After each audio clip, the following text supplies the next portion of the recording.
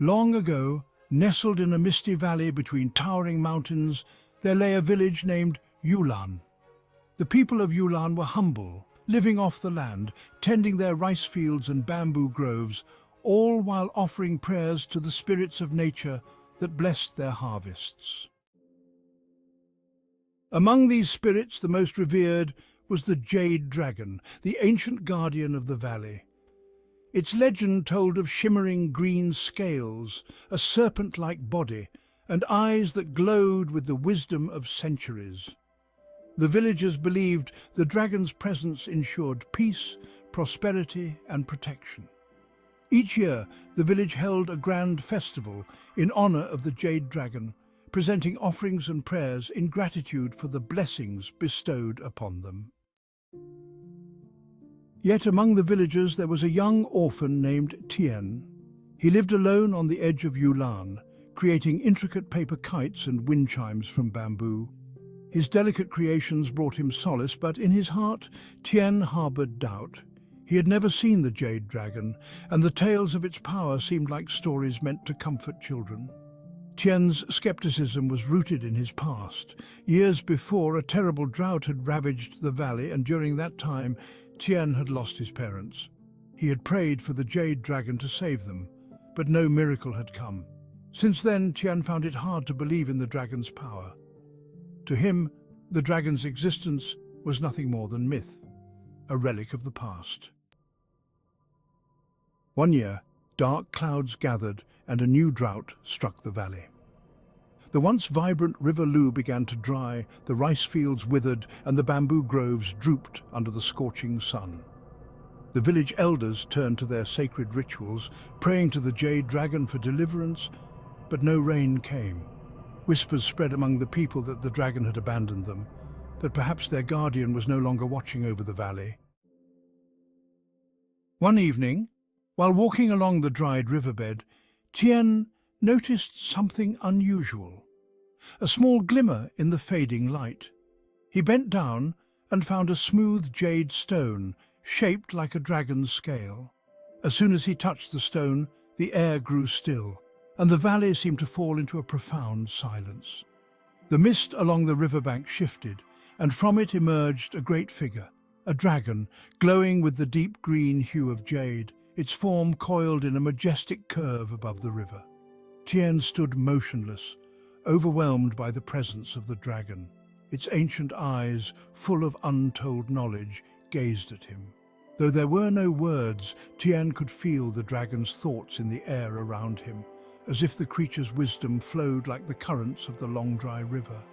The Jade Dragon did not speak, but its message was clear. The balance of the valley was tied to the belief of the people, to their faith in the land and its guardian spirit. Without belief, the dragon's power weakened, just as the river had dried and the valley had withered under the sun. Tian understood that this drought was not just a test of nature, but a test of the heart.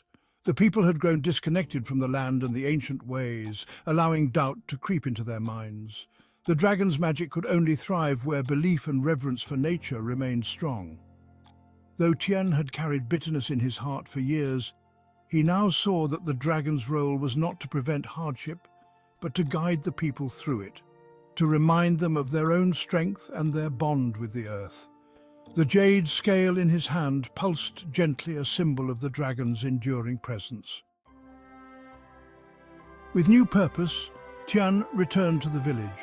He gathered the elders and showed them the jade scale, though he did not speak of the dragon's appearance. Instead, he encouraged the villagers to take action, not by waiting for the dragon's magic to save them, but by restoring the harmony they had forgotten. Together they began to work as one, clearing the dried fields, sharing what little water remained, and digging deeper wells. Tian, using his talent, crafted beautiful paper dragons, each one carrying a prayer for rain, and released them into the sky. As the villagers followed his lead, creating their own kites, wind chimes, and offerings of hope, the spirit of the village began to change. Where despair had once gripped their hearts, a sense of unity and belief returned. The people no longer waited passively for salvation. Instead, they remembered the importance of tending to the land and to one another. just as their ancestors had done. For days the village toiled and prayed, releasing their offerings to the skies. And then, on the seventh day, the winds shifted. Dark clouds began to gather once more, not with the promise of drought but of rain.